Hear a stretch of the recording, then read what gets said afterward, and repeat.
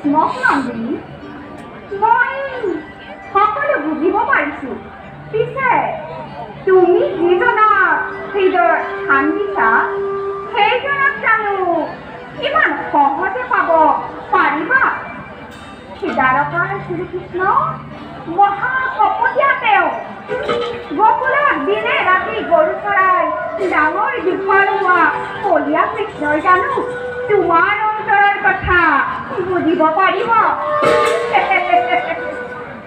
মিছা কথা মই ক'লে কমুনি বিশ্বাস কৰিব পৰা নাই দেৱৰীতি সখীক মই তাকেই কৈছোঁ মিছাকৈ সখী উত্তৰ হৈছে বদ্ধ আমাৰ সখীৰ কাৰণে মনে মনে থাকা সখী তুমি কি বুজিবা মোৰ মনৰ বেদনা নাই নাই দেৱৰ্ষী কোনেও নুবুজে মই নিজেই বুজিব পৰা নাই মোৰ হৈছে কি অন্তৰত কিহৰ জোৱাৰ উঠিছে নামিছে দেৱৰ্ষী মই আপোনাৰ চৰণত পৰিছোঁ দেৱৰ্ষী মোক বাধা নিদিয়া কৃষ্ণৰ বিনে অন্য স্বামী মই প্ৰাণান্তিও বাঞ্ছা নকৰোঁ দেৱৰ্ষী আশীৰ্বাদ কৰক দেৱৰ্ষী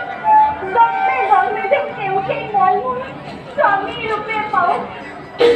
নাৰায়ণ নাৰায়ণ সৌমা মহাৰাজ এইফালে আহিছে মই বাৰু তোমাৰ মনৰ সংকল্প মহাৰাজক জনাম কৃষ্ণ আৰু তোমাৰ বিবাহৰ প্ৰস্তাৱ দিম মহাৰাজ যদি মান্তি হয় তেনেহ'লেতো ভালৰে কথা সীতা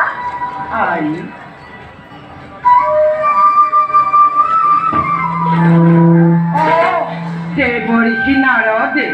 নাৰায়ণ নাৰায়ণ প্ৰণাম গ্ৰহণ কৰক দেৱৰীতি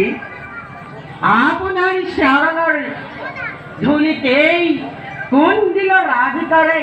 পৰম পবিত্ৰ হ'ল দেৱৰীতি পৰম পবিত্ৰ হ'ল জোঁৱাই দেৱৰীতিৰ বাবে পাদ্যৰ্ঘ্য যোগাৰ কৰিবলৈ তোমাৰ মাতৃ কোৱাগৈ জোঁৱা